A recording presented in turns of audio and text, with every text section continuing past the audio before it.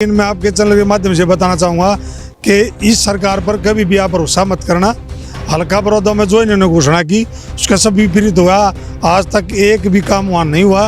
लेकिन लोग तो कहीं ना कहीं बड़ौदा की भी और बाहर की भी ये उम्मीद लगा रहे थे, क्योंकि मुख्यमंत्री जैसा खुद कहा, कहता आपके दो विधायक है, मैं भी आपका विधायक हूँ, जब तक नहीं बन जाता। नई बात कही भी तो उनका बयान चला भी था। तो आपका जो बड़ौदा है वो तो चंडीगढ़ से ही बेहतर बन जाना चाहिए था। मैंने जब विधानसभा में ये मुद्दे उठाए तो मुख्यमंत्री जी ने एक मिनट तक नहीं लगाई, खड़े हुए ये कह दिया कि चुनावी जुमले थे, चुनावी बातें थी। तो ऐसा कुछ नहीं है, ग्राउंड लेवल पर सब झूठे।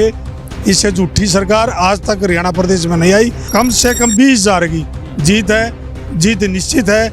यहाँ से जयप्रकाश जी जीतेंगे और यहाँ से की जो इलेक्शन है बड़ा प्रभावशाली होगा और विजय होंगे। ये बात भी मैंने विधानसभा में कही थी, ऑन रिकॉर्ड है। मैंने कहा मुख्यमंत्री जी से, मुख्यमंत्री जी आपने उस दिन ये कहा था हल्का बड़ौदा में छाती ठोक के कहा था कि आपके हल्के के दो विधायक होंगे।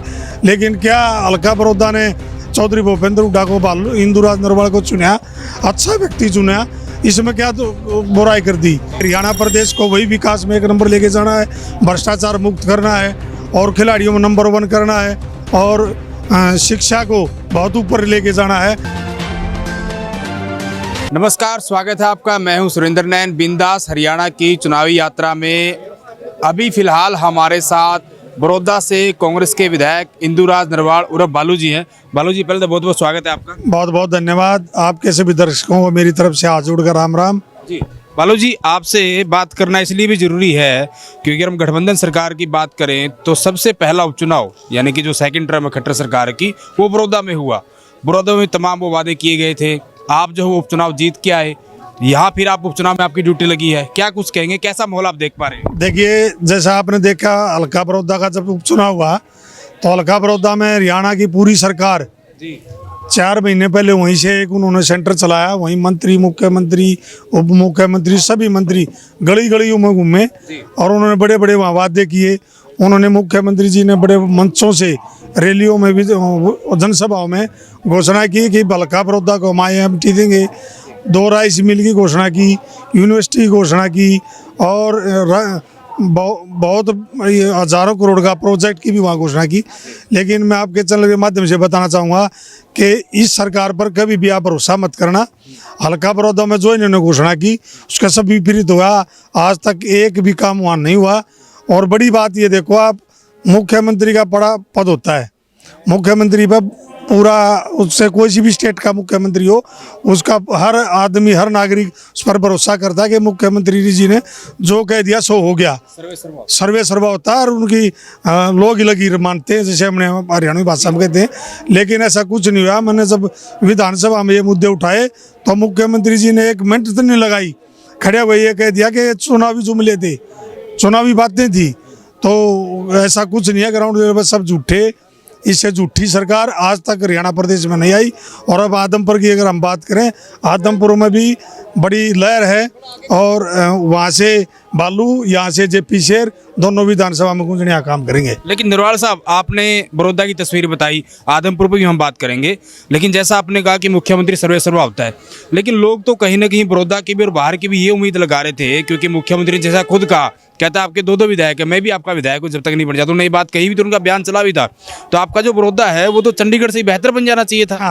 अगर हम बात पर भरोसा करें, जो इन्होंने बात करी, इस बात में कोई शक नहीं, चंडीगढ़ से भी आगे निकलना चाहिए था। बहुत बड़े बड़े प्रोजेक्ट की घोषणा की और मुख्यमंत्री जी ने यहाँ कहा था, जो आपने कहा कि आप हल्के के 2 विधायक होंगे, एक हल्का बड़ौदा और एक दूसरा मैं मुख्यमंत्री भी यहाँ का विधायक हूँ। ये बात भी मैंने विधानसभा में कही थी, ऑन रिकॉर्ड है। मैंने कहा मुख्यमंत्री जी से, मुख्यमंत्री जी आपने उस दिन ये कहा था हल्का बड़ौदा में छाती ठोक के कहा था कि आपके हल्के के 2 विधायक होंगे। लेकिन क्या हल्का बड़ौदा ने चौधरी भूपेंद्र हुड्डा को इंदुराज नरवाल को चुना, अच्छा व्यक्ति चुना, इसमें क्या तो बुराई कर दी। अच्छा व्यक्ति था, होगा उन्होंने वो कराया।